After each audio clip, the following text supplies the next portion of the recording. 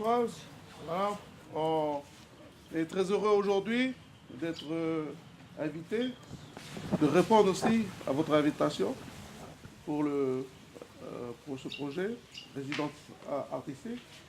Et le geste que nous faisons, eh bien, nous le faisons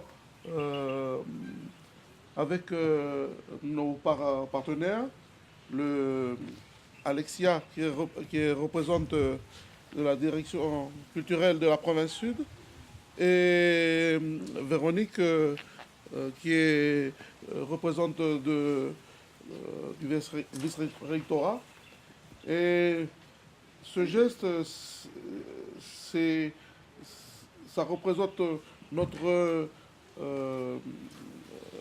venue ce matin et jusqu'à l'après-midi pour que les enfants puissent bénéficier des travaux qu'ils vont apprécier cette journée. Et au nom du collège et madame la principale, madame Maillot, au nom du collège, je voudrais faire ce geste-là et vous le donner en signe d'amitié et puis que nous puissions continuer dans les jours à venir à travailler ensemble. Je crois. Et madame Maillot à ma droite, je vais la questionner. Alors, pour quelles raisons avez-vous organisé ce projet? Alors, le projet s'inscrit dans le cadre du projet d'établissement sur l'ouverture culturelle. Donc, c'est un projet qui m'avait été soumis par la direction des affaires culturelles du vice-rectorat et donc auquel était associé donc, le collège Francis Couget. L'idée, c'était de permettre des échanges entre les deux établissements, les deux collèges, et aussi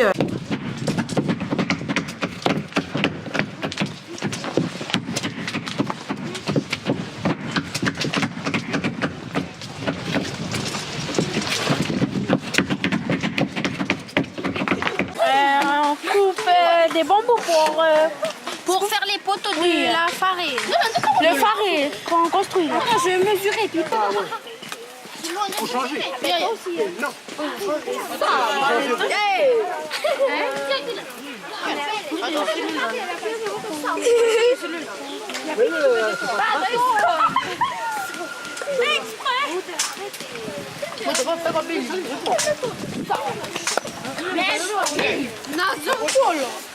Et ben on faisait un phare et dessus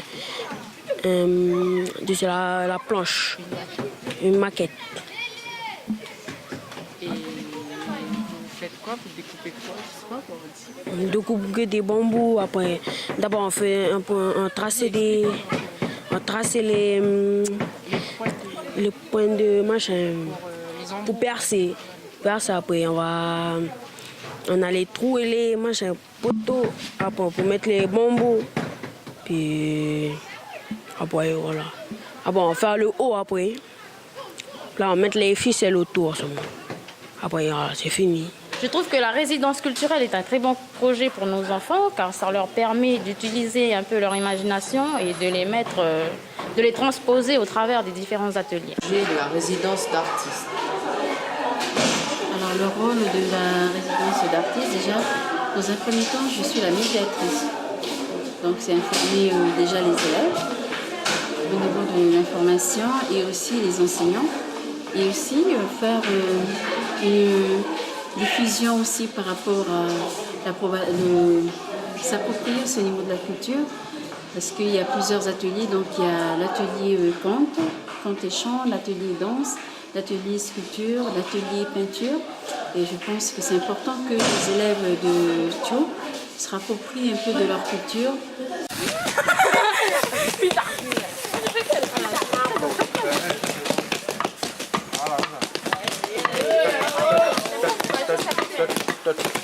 Non, vas-y, ensemble. Ralentis.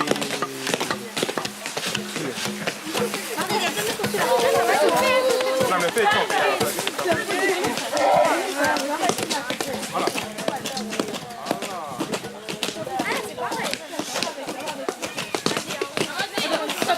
Ça, c'est une flûte qu'un groupe de Yengen qui a emmené l'année dernière.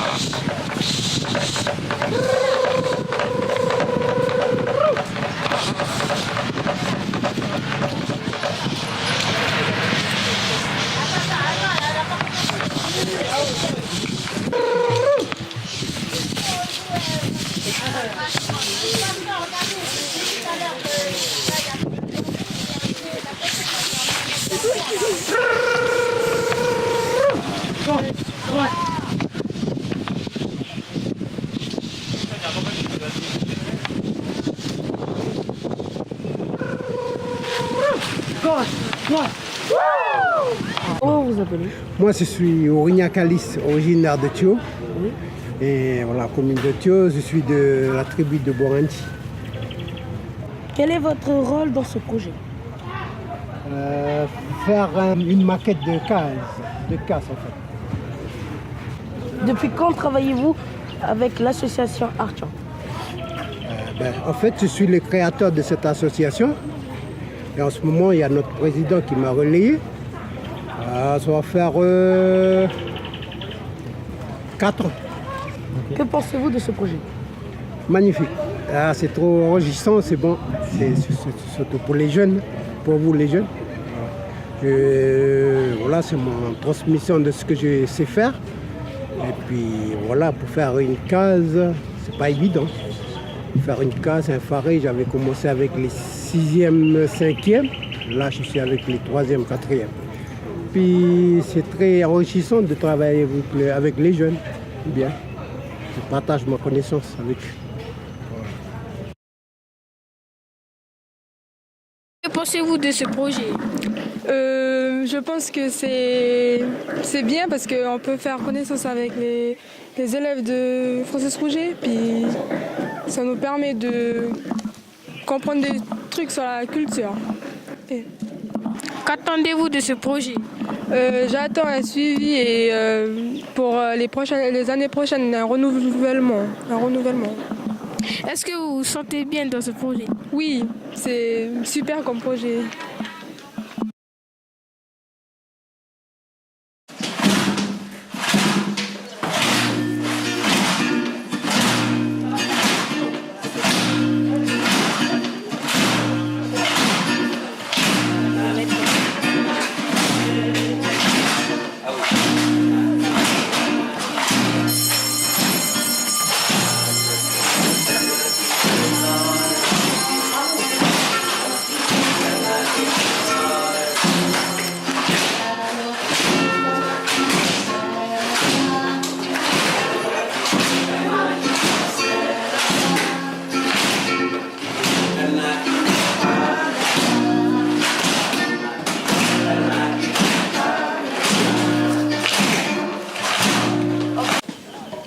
On espère que l'éducation qu'on a pendant les quelques heures des séances qu'on a, on espère que les élèves ils ont appris d'autres choses à part les français, les matières générales, français, mathématiques. Donc on attend juste que les élèves ils prennent les explications qu'on a données et puis qu'ils puissent travailler avec ça pour leur chemin culturel et puis à la maison. Voilà. Que peut apporter ce projet aux collégiens? C'est déjà un projet pour apporter un éveil. Donc c'est un éveil culturel. Hein. Donc l'éveil culturel, ça fait partie de tout ce qui est découverte. Donc découverte d'un sujet ou d'une discipline. Donc ça fait partie de l'éveil. C'est juste que voilà, je pense que ça va apporter ça sur les collégiens. Quel rôle avez-vous dans ce projet de résidence artistique? Par rapport au projet, je suis déjà président de l'association. Et puis du coup, j'attends juste de voir les premières séances se passer pour voir justement si les élèves ils pensent quoi. Donc on demande aux élèves ce qu'ils ont pensé des ateliers. Et puis sinon, au niveau général, on attend des élèves qui soient plus sensibles au sujet de la culture, donc de leur culture, de la culture kanak ou d'autres cultures, mais qui savent un peu plus leurs repères pour leur avenir culturel. Voilà, c'est juste que leur donner des repères pour leur vie, quoi. Donc c'est juste pour pouvoir faire une analyse sur la mentalité des enfants et puis des jeunes de Thio, pour pouvoir apporter un peu d'autres projets pour subvenir aux besoins et puis à les malaises que les jeunes y rencontrent en fait.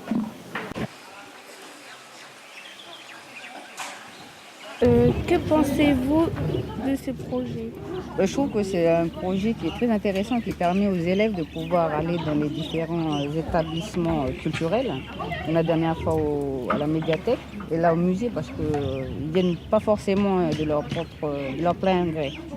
Donc ça permet aussi aux élèves de découvrir l'endroit, les espaces.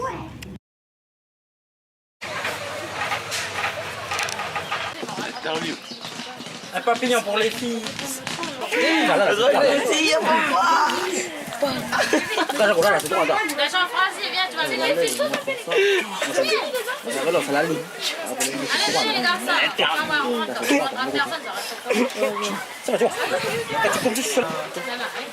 Et si je fais tout pareil,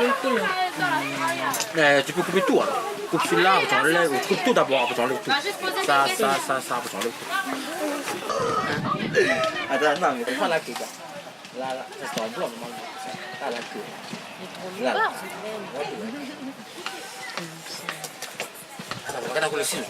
Je m'appelle Pouré Marie-Thérèse, je suis en 5e A à la colline. Et toi? Je m'appelle Eyana Likouvalou, je suis en 5e A à la colline. Ah oui, vous êtes dans quelle activité? Sculpture. Ok.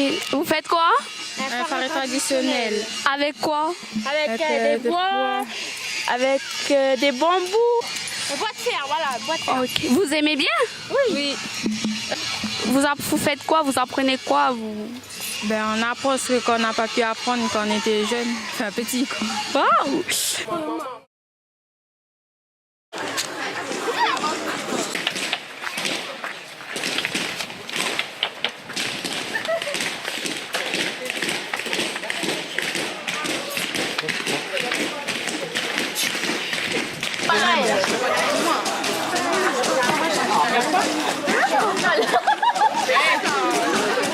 Moi je m'appelle Jordan, je suis en 3e. Je m'appelle Frédéric, faut comprendre, je suis en 3e aussi. Que pensez-vous de cette journée? C'est bien. Ça permet aux élèves de connaître un peu l'histoire de leur pays. Et voilà. Moi, ça m'a permis d'apprendre une autre langue que la langue française. Enfin, c'est bien aussi d'apprendre une autre culture. Est-ce que vous avez aimé votre atelier? Oui, c'est super. On doit construire une case avec Calixto. Qu'est-ce que tu as dans les mains? La paille pour faire le manche, on peut mettre sur le toit de la case. D'abord on prend une botte, après on sépare, puis on doit attacher avec des ficelles, puis après on coupe en deux pour que ce soit petit les machins, les bottes.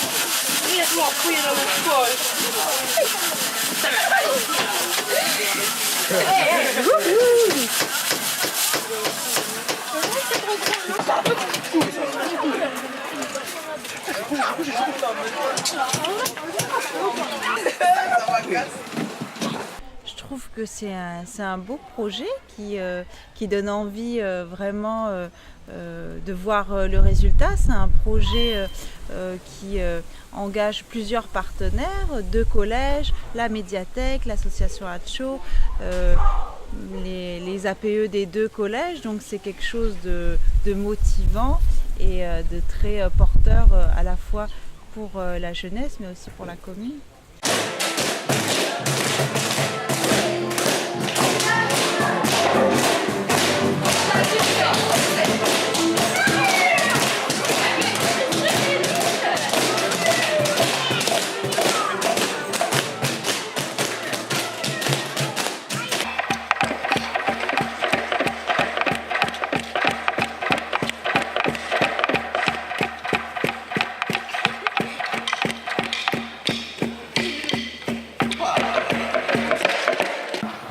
Je m'appelle Richard Avilon, je suis adjoint d'éducation au collège La Colline de Diotio. Que pensez-vous de ce projet à travers ces différentes activités? Ce que je pense, comme je suis originaire de Tours, je pense que c'est une bonne chose parce que déjà nos gamins, ils n'ont pas la possibilité de danser les danses traditionnelles de la commune. Pour promouvoir aussi cette culture, quoi. Je trouve que c'est très très très bien.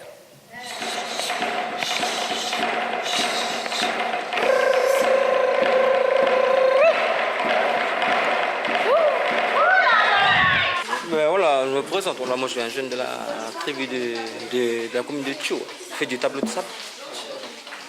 C'est un art, là. Comme tous les autres arts, sculpture. Je fais partie de la culture. Et voilà, essayer de transmettre ça aux générations futures, parce que voilà, les grands-pères avant nous ont transmis cet art. C'est à nous maintenant de transmettre à les générations qui viennent après nous. Voilà, comme aujourd'hui, par le biais des ateliers, journées culturelles. Comme voilà, ça fait partie de la culture, c'est important de préserver la culture. Voilà, chaque peuple a sa culture, comme j'ai dit aux enfants tout à l'heure. On ne peut pas enlever à un peuple sa culture. Voilà. Puis c'est nous les futurs promoteurs, c'est eux les futurs promoteurs de la culture. Si un jour ils promettent de promouvoir plus la culture, ça va donner à l'État qui de promouvoir ça. C'est eux les futurs promoteurs de la culture. C'est à eux de bien garder toujours ça, comme ça fait partie de nous, notre culture. Comme le proverbe dit, quoi, un peuple, un arbre sans culture, c'est comme Un homme sans culture, c'est comme un arbre sans racines. On ne peut pas enlever la culture. C'est pour ça que c'est ça le message que je voulais leur faire passer, qu'ils comprennent bien. C'est pas tout oui. C'est vrai, là, c'est la pratique, le dessin et tout, c'est bien la pratique. Mais après, il faut comprendre dans quel sens on fait tout ça, dans quel but. Voilà, de toujours, voilà. Valoriser aussi la culture, préserver la culture, valoriser la culture kanak. Parce que voilà, c'est pour ça que je leur ai demandé de plutôt faire des motifs basés sur la culture que végétaux, que ce soit végétaux animaux, comme la culture, riche de culture. Voilà. L'occasion est toujours bonne pour promouvoir la culture. S'il y en a des occasions de promouvoir, mais voilà, toujours promouvoir la culture. Ouais, c'est juste que je voulais expliquer aux enfants, avant de commencer l'atelier. C'était le petit truc que je voulais expliquer aux enfants. Petite pensée, voilà, la pensée. Pensée des vieux avant nous. Vous avez cette pensée, voilà, aujourd'hui encore. Voilà, c'est tout, merci. Écoutez ce bruit. Vous avez entendu? Il vient de là-haut, la chaîne. Il traverse les vallées, contourne les montagnes, passe dessous les rochers, passe dessous l'écorce des arbres. Il vient vers nous. Il vient par ici. Que pensez-vous de ce projet au sein de la commune de Thio? Alors, au-delà du financement, il s'agit vraiment d'une décision collégiale que nous avons prise avec l'ensemble des partenaires engagés dans une démarche artistique et culturelle. Il nous semblait vraiment opportun de réunir tous les élèves autour d'un même projet et bien sûr d'y associer des artistes de la commune de Thio. Ça s'inscrit parfaitement dans les ambitions du projet éducatif calédonien qui souhaite mobiliser des élèves sur un même projet, favoriser une cohésion, permettre à chacune et à chacun d'avoir accès très largement à toutes les disciplines artistiques et culturelles et puis surtout promouvoir la création artistique du patrimoine de proximité, donc ici en l'occurrence la commune de Thio. Je crois qu'il y a une fibre artistique en chacune et en chacun de vous. Nous essayons de la réveiller et de lui donner les meilleures conditions possibles pour qu'elle puisse s'exprimer. Tous les élèves ont du talent. L'objectif de ces actions multiculturelles, c'est de laisser un espace d'expression à tous les enfants, qu'ils soient bien sûr avant tout des élèves assidus, motivés, et qu'ils puissent trouver notre mode d'expression à travers les arts. Ça permet également de développer cette confiance en soi si importante pour mobiliser après d'autres formes de compétences.